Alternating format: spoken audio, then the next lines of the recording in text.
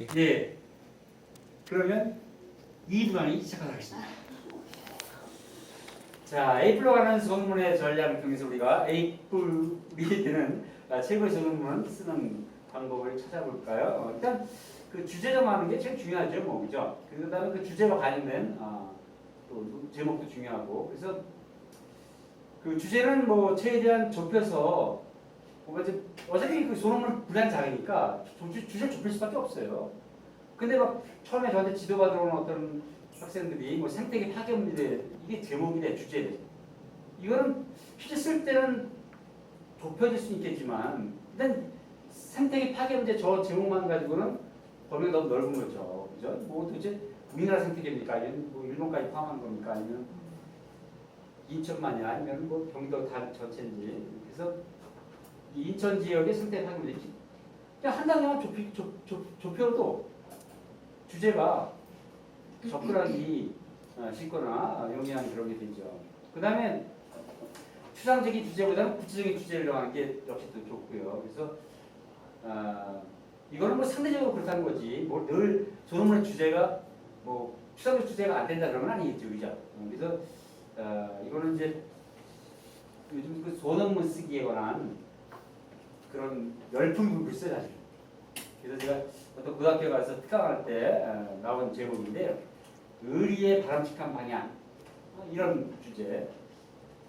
근데 이거 뭐 고등학교 한 장에서 쓰면 되겠지만 그래도 처음부터 좁히는 거죠. 그래서 이 고등학생들의 의리 이게 좁히면 고등학생들로서의 정체성도 살릴 수 있고, 그죠? 그러니까 접근하기도 편하고 배아님을 넓혀가지고 말이야, 그게 고생할 필요 없잖아요. 그래서 그 다음에 이제 또 소논문 쓰기 위해서는 제목이 중요한데요. 제목은 논문의 얼굴이니까 핵심 주제가 드러나는 게 좋죠, 그죠? 그래서 뭐 원주 하천과 생태계.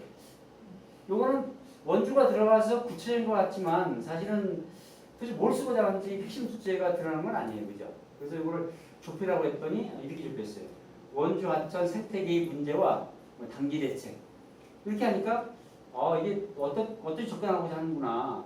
그 핵심적인 주장이 좀 드러나는 거죠. 그래서 이런 식으로 좀 좁히면 좋겠고요. 그리고 이제 사실 뭐 이거는 이제 우리가 이제 아마추어 차원에서 이제 정통 소논문에서 이제 이런 거고 뭐 일반적인 학자들은 특히 프랑스가 그래요. 프랑스 같은 경우는 이 소논문의 주제가 대단히 이 주제가 가시적으로 명시로 드러나는 게 아닌 비유적이거나 상징적인 그런 제목 많이 있을 수 있죠, 그죠? 근데 그거는 이제 우리가 충분히 연습이 됐을 때, 전문 학자가 됐을 때 이렇게 하면 될 것 같고요. 이 학문 공동체 차원에서는 주제가 드러나는 소논문 제목이 좋겠다 이런 얘기죠. 그래서 제목만 잘 잡아도 더 아이디어를 더 구체화시킬 수 있고 더 접근하기가 편하다 그런 얘기예요. 그래서 제목은 단계라는 거가 키모가 잘 드러나게 하는 그런 게 좋겠고요. 그렇다면 이제 오늘은 자세하게 뭐 저런 물론 결론을 직접 이렇게 보거나 비평하는 거는 이제 우리가 강의 끝나서 하는 거고요. 그래서 그런 것들은 우리가 활동을 통해서, 그죠? 모든 활동을 통해서 우리가 한번 또 비평을 해보는 것이고, 일단은 기본 강의에서는 대략적 흐름만 보는 거예요. 그래서 서론 구성과 쓰기에서 이 앞부분에서는 당연히 연구 동기와 목적 이런 것이 드러나는 게 좋아요. 그러니까 암시적으로 비유적으로 접근해가지고 쓸 수는 있지만 그런 거보다는 가시적으로 왜 쓴다, 그죠? 목표가 뭐다 이런 게 드러나도록 아예 명시적인 문장으로 이런 게 좋겠고요. 그 얘기 다시 말해서 뭐 이런 동기와 목적, 동기 이런 게 이제 거기에 문제의식 담기는 거죠. 소논문 주제에 대한 문제의식 같은 게 구체적으로 드러나서 그럼 모든 게 독자를 위한 어떤 글쓰기 전략이 반영돼야 되니까, 그죠? 이런 절박한 문제가 있었구나. 글쎄 처음에 읽으면서 그 서론 첫 문단 읽으면서 뭐 글의 흐름이 보이고, 그죠? 흐름이 보인다고해도 이 왜 쓰는가, 그다음에 치열한 문제의식 이런 게 딱 보면 쉽게 말해서 이 독자가 읽고 싶은 만큼 들잖아요. 그러면 반 성공한 거죠. 그래서 뭐 일반 글도 마찬가지지만 소논문, 그죠? 이 논문의 생명, 이미 첫 문단에서 결정된다. 이렇게 볼 수 있어요. 그렇죠. 우리가 뭐 첫인상이 좋으면 좋잖아요. 그래서 저처럼 물론 첫인상이 안 좋아서 나중에 좋아지는 사람이 있어요. 누구라고 얘기는 안 했지만. 근데 그 다음에 이제 그 첫인상은 좋은데 나중에 나빠진 사람도 있어요. 용두삼이. 아 처음엔 너무 잘 썼어. 근데 끝에는 흐지부지. 저처럼 첫인상도 좋고 나중에는 좋은. 저처럼 그죠? 근데 그런 여자들이 처음부터 이 매력 있고 마무리도 깔끔하게 아주 강한 여운을 주면서 진짜 설득이 되는 그런 글들. 자 다시 한번 정리합니다. 첫인상도 좋고 나중에도 좋은 그런 글을 쓰는데 어쨌거나 첫인상이 안 좋고 나중에 좋은 거는 별로 의미가 없어요. 첫인상이 일단 좋아야 돼. 그래야 읽고 싶게끔 만들어야 돼. 이해되시죠? 그래서 이제 바로 그런 것은 연구 동기와 목적 또는 문제의식 이런 게 그런 역할을 하는 것이고요. 그 다음에 이제 연구 방법과 방향을 밝힌다 이런 건 뭐 필수는 아니에요. 근데 청문단에서 그 방향을 뭐 이렇게 대략 밝히는 게 일반적인 거기 이렇게 하는 거고요. 연구 서론에서 연구 방법과 방향을 밝히는 거 일반 학술 논문, 학위 논문에서 필수야. 근데 그 소논문에서 분량이 작다 보니까 저 자체가 필수가 될 필요 없어요. 안 밝혀도 괜찮아요. 소논문에서. 그게 소논문의 특권이죠. 그렇지만 일반적인 소논문에서는 이제 역시 또 일반 논문과 같은 저는 규범적인 틀을 설정할 수 있다. 그런 맥락을 이해하셔야 돼요. 뭐 그러니까 막 저렇게 이건 강연이니까 막 연구 방법과 방법이나 방향을 밝힌다고 막 김 선생이 얘기한 것 같은데 그래서 뭐 그걸 밝히려고 그냥 밤을 새고 막 그런 일이 없겠죠. 그리고 이제 이과형 논문하고 이런 문과형 논문이 많이 차이가 날 수 있는데 이과형 논문에서는 연구 가설이나 연구 제안점 이런 것들이 소논문임에도 불구하고 그런 것들을 밝히는 경우가 많죠. 그죠? 저는 진짜 깜짝 놀랐어요. 제 친구가 경희대학교에서 지금 이제 경동대학 교수님이 가 계신데 박사를 받다 박사학위에 논문을 주는 거예요. 저한테. 근데 거짓말 진짜 이게 과장 아닙니다. 몇 페이지인지 아세요? 그 수학 박사 논문 몇 페이지일까요? 정확히 기억은 안 나는데 그 50페이지가 안 돼요. 50페이지가 안 돼요. 그래서 그 수학과에서는 어떤 수학에 그 해결 못한 뭐 명제라든가 그죠? 그런 것들을 증명하면 게 박사학위예요. 그래서 이제 그런 이과형 특수 논문도 있어요. 특수는 아니죠. 거기서 이게 일반화된 거죠. 근데 그런 논문도 있지만 일반적인 논문이라고 한다면 이런 이제 인문학 차원에서 사회학 차원에서 그런 분량을 얘기하는 거니까 그런 수학과 논문은 이제 그런 경우 특수한 경우가 있는 거죠. 그리고 본론 결론 내용 구성은 이제 역시 본론에서 그죠? 관련된 기존 논의를 이제 본론에서 충분히 검토하는 거죠. 인용도 하고 그죠? 또 분석도 하고 비평도 하고 이렇게. 그래서 그러면서 직접 인용, 간접 인용, 뭐 요약 이런 거 다 활용하는 거고요. 그리고 서론에서 제기한 핵심 문제 제기를 그 본론에서 해결하는 거죠. 서론에서 문제를 기가 막히게 제기했어. 2개를 제기했어, 2개. 근데 하나만 증명했어. 그럼 이거는 논점 일탈이 되는 거고, 그죠? 이건 치명적인 결함이 있는 논문이 되는 거죠. 그래서 서론에서 제기한 문제 제기는 반드시 100%다 본론에서 해결을 해야 돼요. 이런 거 조심하셔야 되고요. 그래서 이제 본론에서 아무튼 주제를 충분하게 입증하는 게 중요한 것이고, 결론은 사실 결론 쓰는 게 오히려 어렵다는 점들이 많아요. 근데 일반 학술 논문에서는 그냥 앞에 요약하고 뭐 강조하고 뭐 제안하고 그러면 되는데 이 소논문은 그런 형식 틀을 지킬 수가 없어요. 소논문에서 결론에서 그 앞에 걸 학술 논문처럼 그냥 단순 요약을 해버리면 그 반복이 돼요. 그래서 저는 소논문에서 또는 결론에서 일반적인 요약은 안 된다고 봐요. 제가 같은 경우는. 그래서 그렇지만 이 추상적 요약이 있어요. 그냥 단순 요약이 아니라 중요 쟁점 위주로 해서 또는 중요 요점 위주로 해서 이렇게 뭔가 간결한 문체로서 다시 요약하는 것. 그런 게 추상적 요약이라고 해요. 그런 건 괜찮죠, 그죠? 아무튼 간결하면서도 자신의 주장을 분명히 드러내주면서 독자로 하여금 이 사람이 이걸 왜 썼다. 거기다 공감할 수 있도록 마무리를 잘해주죠. 그게 결론이죠. 이런 것들.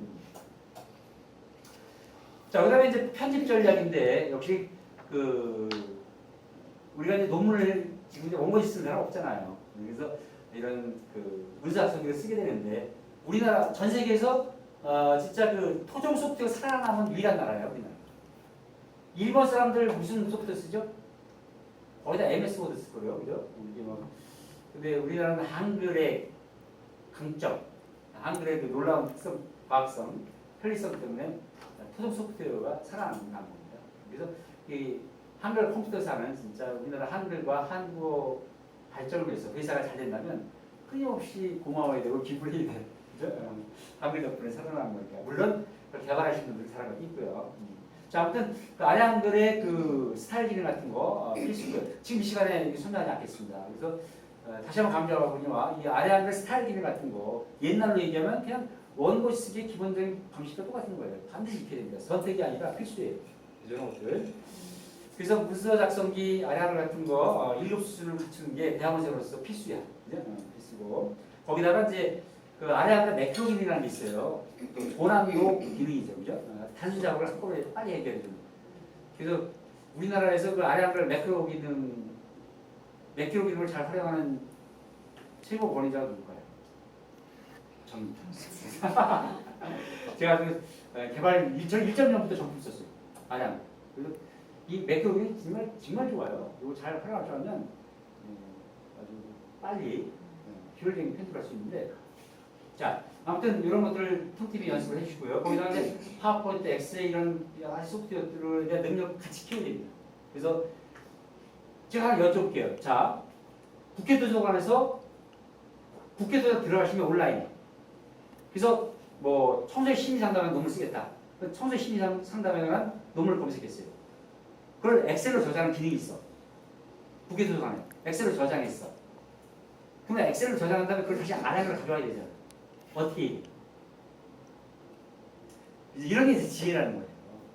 이게 다 서로 다른 소프트웨어를 결합하는 이런 것들. 그래서 그때는 엑셀을 아량으로 그냥 가져오면 이게 잘 안 붙을 수가 있어요. 그때는 MS 워드를 갖다가 다시 아량으로 가져옵니다. 이런 게 이제 정말 그 우리가 실제로 막그 현장에서 부대끼면서 얻는 지혜죠, 그런 게. 자, 그런 것들을 이렇게 잘 익혀야 되고요. 그림을 결합하는 건 여기서 설명하지 않겠습니다. 자, 이제 그 가장 중요한 그 논문 양식 지키는 여러 가지 그 전략인데요. 일단 그 각주와 참고문헌 제대로 하는 거 대단히 중요하죠. 그래서 이렇게 조선왕조실록 번역은 국사편찬위원회에서 제공하는 자료, 그래서 온라인 주소 정확히 밝히고요. 그리고 사실은 저것도 문제가 있어요. 뭐가 빠졌습니까? 온라인 검색은 반드시 검색 날짜를 밝혀야 돼요. 이거 선택이 아주 필수예요. 왜 그럴까요? 온라인은 언제 바뀔지 몰라요. 저렇게 밝혔는데 그래서 저거 읽는 독자가 가봤어. 근데 없어진 거야. 그러면 이거 쓴 사람은 뭐예요? 사기꾼이야. 그게 몰리는 겁니다. 그래서 억울하죠. 왜냐면 이거 쓸 때는 있었잖아. 그래서 검색 날짜를 밝혀야 됩니다. 검색 날짜 밝히지 않은 온라인 인용은 다 안 됩니다. 그럼 표절과 다름없는 게 되거든요. 그래서 이렇게 참고문을 정확히 하는 거 이런 거 중요하고요. 그 다음에 이제 인용을 잘해야 되는데, 인용에는 이제 직접 인용, 간접 인용인데, 그죠? 뭐 별거 아니에요. 직접 인용이 뭐야? 그냥 문장 속에서 문장을 인용할 때 쌍따옴에 붙이는 거야. 그럼 그게 직접 인용이잖아요. 그죠? 여기 보는 것처럼 빨간 글씨, 임금이 잠재 있을 때부터 검문과 비파 그림이 정통한 양글씨 없었다. 쌍따옴에 붙고, 세종 7년 조선왕조실록 1325년 5월 3일자. 물론 더 엄격하게 하려면 저걸 여기 뭐 책에서 인용했느냐, 온라인 조선왕조실록 가져냈다 달라지긴 한데, 근데 저런 기본적인 거를 이제 지키는 거, 쌍따옴에 묶는 거. 이거 저 상태에서 안 묶으면 이게 잘못 인용하게 되는 거죠. 그 다음에 이제 그 쌍따옴 말고 직접 인용하는 거에 대표적인 게 이게 따로 인용하는 거, 그죠? 여기 보시다시피 한 줄 띄우고, 그리고 여기 지금 편집이 약간 좀 그런데 이게 왼쪽 오른쪽 다 이렇게 양쪽 다 드레스를 해야 되는 거죠, 그죠? 그래서 직접 인용. 그래가지고 끝에 어디서 인용했다는 거, 쪽수, 신문 같은 경우는 면, 쪽 이런 정확히 밝혀야 되고.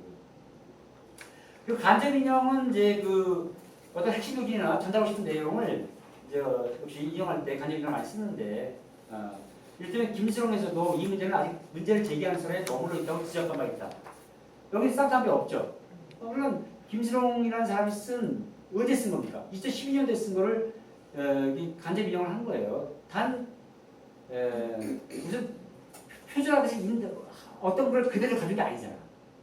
그래서 간접 인용이에요. 그대로 가지면 직접 인용해야 되는 거죠. 그게 아니잖아. 어쩌까 그대로 가지지 않았잖아요. 그래서 간접 인용이 되는 것이고, 그리고 김수롱이 쓴 2012년도에 쓴 논문 역시 상당히 출처가 나와야 되는 거죠. 이거 안 나오면 이건 이제 뭐가 문제가 있거든. 근데 이걸 여기 있는데 여기 없는 경우가 많아요. 심사가. 또 여기 있는데 여기 없는 게 있고. 그거 다 잘못이죠. 그죠? 어떤 사람이 김수롱 2012 님에서도 이렇게 저를 너무 존경한 나머지 님자를 붙여놓는 거야. 그러면 안 되죠. 이거는 김수롱이라는 개인을 가르치는 게 아니잖아요. 뭘 가르치는 거죠? 김수롱이라는 사람이 2012년도에 쓴 어떤 글을 가르치는 거예요. 그러면 거기다 님자 붙이면 큰일 납니다. 그 다음에 제인형 같은 경우는 좀 어려운데 진짜 잘 구하기 힘든 외국자 같은 건 제인형을 해야 되는데, 그죠? 그래서 여기 보니까 세종이 시켜 지은 그 서문에 보면 음악은 쌍탑을 묶었죠, 그죠? 그래가지고 이 쌍탑을 묶은 거 인형 그대로 따온 겁니다. 따왔는데 김수롱 2037에서 제인형. 다시 말하면 원 출전은 조선왕조 실력이야. 거기서 따와야 되는데 자료를 구할 수 없다든가 자료 잡기가 어려워서 대신 김수롱이라는 사람 쓴 거에서 대신 가져왔다. 제인형. 그죠? 우리가 외국문을 쓸 때 이걸 많이 써요. 근데 외국문헌에서 제인형은 외국문헌을 찾을 수가 없어. 그걸 인용한 국락적 걸 인용했어. 그럼 제인형이라 밝히면 되는데 마치 외국 걸 그대로 인용한 것처럼 써버려. 그럼 그것도 반표절이 되는 거죠. 잘 그거 직접 공부 아니잖아. 제인형 조심하셔야 됩니다. 그 다음에 이제 주석 작업 잘하기인데요. 그래서 주석 위치에 따라서 이제 나눌 수가 있는데 내각조, 외각조, 내각조 안에 있는 겁니다. 그 본문 안에 있는 거예요. 그래서 제국시대 인쇄문화와 출판과정에 대해서 손보기 1970년에 쓴 자료, 그죠? 본문 안에서 나왔죠. 외각주. 외각주는 그야말로 본문 바깥에 이게 외각주잖아요. 뭐 끝에 보면 미주가 되는 것인데 그것도 엄격히 말하면 외각주죠. 근데 본문이 나오고 여기 주석 15번에다가 이렇게 그죠? 딱 경계선 바깥에. 그래서 아래 한글에서는 컨트롤 N 누르면 밑에 내려가죠. 그죠? 그래서 이제 외곽주라는 게 있는 것이고. 자, 근데 후주는 미주라고 하고 책 뒤에 모으는 겁니다. 요거는 학술적인 책인데 뭔가 대중적인 그 소통을 위해서 왜냐면 그 외곽주를 조금만 더 밑에 달게 되면 대단히 딱딱한 학술론부터 보여. 그래서 이 제국 차이 앙드레 슈브드가 쓰고 정여울 선생이 옮긴 제국 그 사이의 한국 이 책이 그 후주를 잘 활용했어요. 그래서 각주가 뒤에 되게 많아. 진짜 학술적인 책이야. 근데 각주 뒤에 보니까 마치 군문을 보면 대단히 대중적인 뭔가 부담이 적은 그런 게 되어버리죠. 그래서 후주나 미주는 다른 걸 많이 쓰는 거예요. 다른 거에서. 근데 불편해. 막 뒤로 가야 되잖아. 장단점이 있는 거죠. 그죠? 자, 그 다음에 내용주 중요한 게 나옵니다. 내용주라는 게 뭐냐면요. 내용주와 참조주를 잘 구별해야 돼요. 그래서 내용주는 그야말로 본문에 대한 특정 단어나 문장에 대해서 외곽주를 다는데 설명을 하는 거야. 설명. 응? 그래서 자반고전의 문제는 백두현 선생님이 2010년에 쓴 논문에서 종합 정리했듯이 그래서 백두현 선생의 논문을 인용하면서 거기다 설명, 보충설명이 들어가는 거죠. 그죠? 이런 게 이제 내용주고요. 그러면 참조주라는 게 뭐예요? 참조주라는 게 이런 겁니다. 자, 오마이뉴스 보도기사 2008년 1월 10일자 김영주 기자의 민정문화기사 참조. 자, 내용주는 친절하게 쓴 사람이 설명해서 독자한테 이렇게 친절하게 접근해 주는 거죠. 그죠? 근데 이 참조주는 독자로 하여금 당신이 알아서 찾아봐야 되는 대단히 이 참조주는 엄격히 말하면 대단히 불정실한, 불친절한 그런 주의예요. 그죠? 그래서 어떤 학술에서는 이 참조주를 인정 안 하는 데도 있어요. 왜냐하면 이거는 뭔가 좀 논문의 성실성에서 부족한 거니까 계속 이런 걸 줄여야 되는데 근데 막 어떤 논문 보면 어쩌다 한번 나오면 되는데 막 계속 참조라 막 이따 보면 독자 입장에서는 또 짜증나는 거야. 내가 언제 참조할 수가 있다고 나하고 참조라는 거야. 그죠? 자, 다시 한번 얘기합니다. 참조율은 최대한 줄이자. 자, 그다음 참고를 제대로 달기. 이거는 학술지마다 양식이 달라요. 근데 저는 표준 따르면 되냐? 좀 많이 쓰는 거. 그래서 김지롱, 그다음에 연도라고 뒤 돌리는 데는 많아요. 저는 그게 나쁘다 생각해. 이게 제일 좋은 겁니다. 이 본문에서도 저렇게 이름 나오고 연도 나오는데 참고는 연도 바깥으로 돌려. 그건 비생산적인 거죠. 시간 낭비 심해. 그렇게 요구할 학술지 다 고쳐야 됩니다. 나쁜 학술지야 이거. 그래서 제목 나오고 또 사회 언어학 요거는 이제 그 꺽쇠를 할 수도 있고 꺾기를 할 수도 있고 그래요. 그래서 뭐 따옴표를 묶을 수도 있고요. 그죠? 상따옴표. 그래서 사회 언어학 13번 2호 그다음에 그 학회 그다음에 그 논문의 어떤 쪽수권 이런 것들이요. 그다음에 다량본일 같은 경우는 역시 안 묶어도 돼요. 뭐 이렇게 학술만 다르긴 한데 꺾기를 묶을 수도 있고 역시 그죠? 이 꺽쇠 그런 묶을 수도 있고 그럼 이제 정해진 규범대로 따르면 되고요. 영어 같은 경우는 이름 나오고 또 이렇게 원점이 나오고 가로 나오고 원점 그다음에 제목은 이렇게 기울임체 이태리체로 바꾸고요. 이런 것들을 제대로 달아야 되고요. 그리고 이런 게 이게 쉼표입니까? 저기 그 반점이에요, 원점이에요. 마침표예요, 쉼표예요. 원점 마침표로 얘기해요, 그죠? 그 이유는 뭐냐면 이 복문 안에 쉼표가 나올 수가 있어요. 근데 만약에 여기에 쉼표로 하게 되면 그게 문제가 돼요. 그래서 원점을 합니다. 이해가 되시죠? 자, 그 다음에 A플로 하는 이제 집중 전략에서 우리가 이제 중요한 전략을 살펴보겠습니다. 일단 다양하게 치열하게 분석하기 전략이 소논문이라도 치열한 분석이 담겨야 된다. 분석이라는 게 뭐라 그랬죠? 분석이라는 건요. 시험 쪼개는 거야. 쪼개는데 그냥 막 쪼개요? 그러면 안 돼요. 일정한 기준과 그죠? 관점을 세워서 분류와 구분의 전략을 써가지고 쪼개서 의미를 찾아내서 의미를 부여하는 것까지가 분석이에요. 1차. 그래서 이게 얼마나 정말 대단합니까? 고등학생이면 고등학생이. 이 대학원생들 이런 거 보고 막 경각심 가져야 돼요. 그죠? 그래서 그 어떤 고등학생이 선호하는 교사상을 말이야. 로봇형, 밀당형, 수다형, 엄마형 대단 창의적이죠. 이 나누고 여자, 남자. 그래서 이렇게 딱 분석을 했잖아요. 이렇게 보니까 진짜 고등학생이 좋아하는 선생님의 유형에 따른 어떤 그런 교육의 의미, 선생님의 의미, 선생님과 학생과의 관계의 의미 이런 걸 읽어낸 겁니다. 저는 이거 너무 막 감동이 되는 거야. 고등학생들이 이렇게 치열한 분석을 했고 또 창의적인 분석을 했고 논리적 객관적 분석을 해서 정말 그 선생님에 대한 좋은 의미 여러 가지를 분석을 잘 해냈구나. 그다음에 이제 개성 전략에서는 이제 한 가지만 다르게 써보자. 창의성 책을 살려보자는 거죠. 나만의 고민, 나만의 색깔 담아보자. 자, 그거는 여기서 정답은 각자 맡기겠습니다.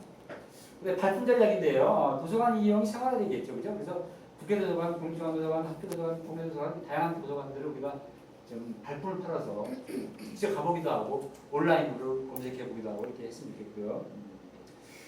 대학원 마칠 때까지 국회도서관, 국립중앙도서관 한 번도 안 가보신 분 있어. 그런 대학원생으로서 직무입이죠, 그죠? 그래서 국회도서관은요, 단 한 번의 폐가식이야.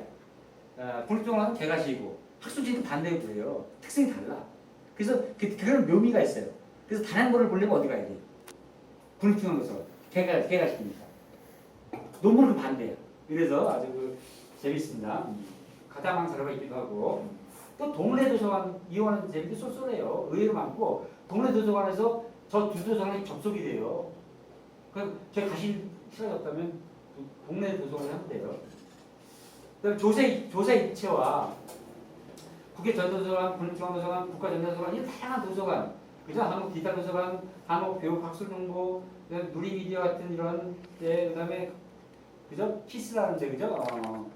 네이버 키스장 미디어가는 이제 이름 바꿨는데 제가 이름이 생각이 안 나네. 하여튼 이런 다양한 사이트 속에서 그 참고 자료 이런 것들을 정리하는 이런 게 이제 일차적인 선행 작업이죠. 그래서 정리를 해보면 이제 실제 논문 쓰기 과정에서는 1단계에서 주제 정하고 2단계는 자료 잡고 1차적으로 온라인에서 하는 겁니다. 그죠? 온라인에서. 그 다음에 2차적으로 또 현장 방문하기도 하고 이렇게 하고 3차 자료에서는 이제 유료 자료와 무료 자료를 선별해서 또 읽어야 될 자료 선별하고 이런 식의 거. 그리고 요즘은 웬만하면 PDF로 다 받을 수가 있죠. 대학원에서. 근데 이걸 공짜라고 생각하는 사람이 있어. 공짜 아니에요.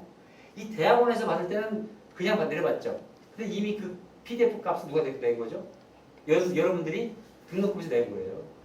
공짜 아닙니다. 그러니까 열심히 이용해서 그걸 내려받으셔야 돼요. 돈을 냈으니까. 그죠?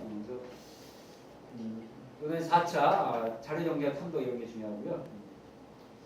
자, 그다음에 개연 짜고 그다음에 쓰기와 붙여쓰기를 반복하는 거죠. 진짜 정량용 선생님도 하나의 글 쓰고 정말 대천재께서도 하나의 글 쓰고 100번 고쳤다는 겁니다. 저도 마찬가지로 뭐 수없이 고친 겁니다. 처음 다 쓴 사람 별로 없어요, 사실은. 끊임없는 고쳐쓰기를 통해서 진짜 그 완성도가 높은 질적인 완성도가 높은 데로 나가는 겁니다. 그래서 고쳐쓰기를 두려워하면 안 돼요. 근데 사실 자꾸 고쳐쓰다 보면 잘 안 보여. 그래서 이제 서로 바꿔서 읽어주고 막 그래요. 그래서 친구 잘 사귀어야 돼요. 그래서 진짜 논문 읽어주는 친구가 제일 좋은 친구입니다. 대학에서. 당연히 선생님께서도 읽어주셔야 되는 거죠.